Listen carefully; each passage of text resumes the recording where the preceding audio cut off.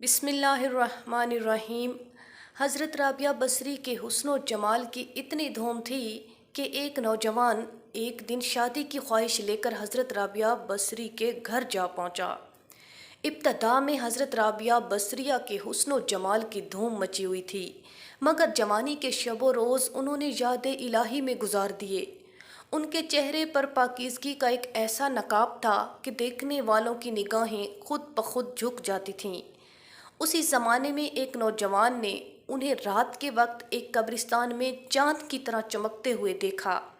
वो आपको कोई गैर मरी ख्याली मखलूक समझकर भाग खड़ा हुआ, लेकिन दूसरी सुबह जब वही चेहरा उसे बसरा के एक बाजार में नजर आया तो वो अकल से हाथ धो बैठा और रात दिन उसी के तस्वुर में रहने लगा। आखिर दिल के हाथों मजबूर हो गया तो लोगों से पता पूछता हुआ हज़रत राबिया बसरिया के घर जा पहुंचा। आप कहा करती थीं कि दिल के दरवाजे हमेशा खुले रखो, क्या मालूम महबूब किस वक्त दस्तक दे दे। मगर घर के दरवाजे बंद हों या खुले हों, उनकी दानस्त में बराबर थे। नौजवान को खिलाफ तवक्को उनका दरवाज़ा खुला हुआ मिला।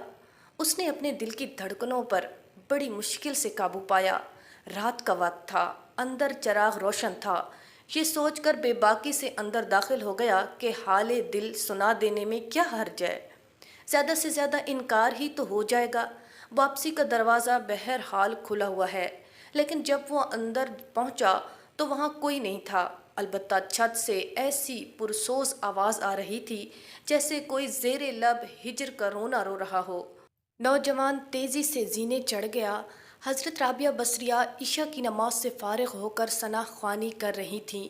परवरदिगार, सितारे रोशन हो गए, लोग सो गए, बादशाहों ने दरवाजे बंद कर लिए। हर महबूब अपने महबूब से महवे राजो नियाज है और मैं तेरे सामने खड़ी हूँ। नौजवान पर सख्ता तारी हो गया। इसी इसना में हज़रत राबिया बसरिया ने पलटकर उसे ऐसी कहर आलूद नज़रों से देखा कि उसकी ज़ुबान दंग हो गई। राबिया ने उसके करीब आकर पूछा, क्या तुम मुझसे शादी की दरख्वास्त लेकर आए हो?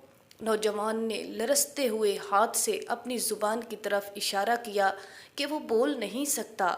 हज़रत राबिया बसरी ने कहा, इससे पहले कि ज़बान की तरह तेरा दिल भी चुप हो जाए तो जिस रास्ते से आया है उसी रास्ते से लौट जा।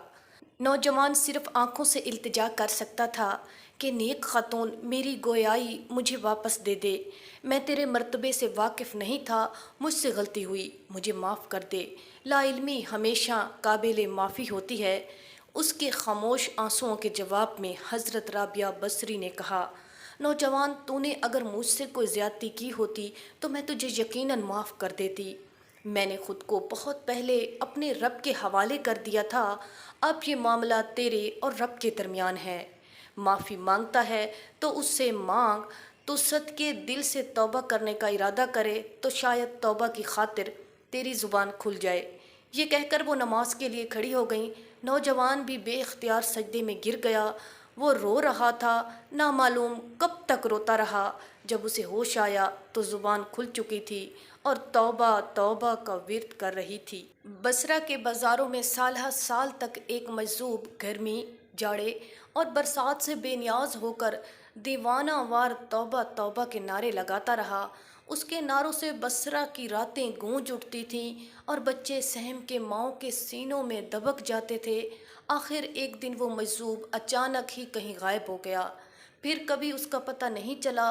वो मजजूब यही मज़कूरा जवान था जो हज़रत राबिया बसरिया की बदौलत ही दरबार खुदावंदी में मुकर्रब ठहरा। नाज़रीन, मज़ीद ऐसी ही वीडियोज़ को जानने के लिए हमारे चैनल को ज़रूर सब्सक्राइब करें, वीडियो को लाइक करें और शेयर करें। शुक्रिया।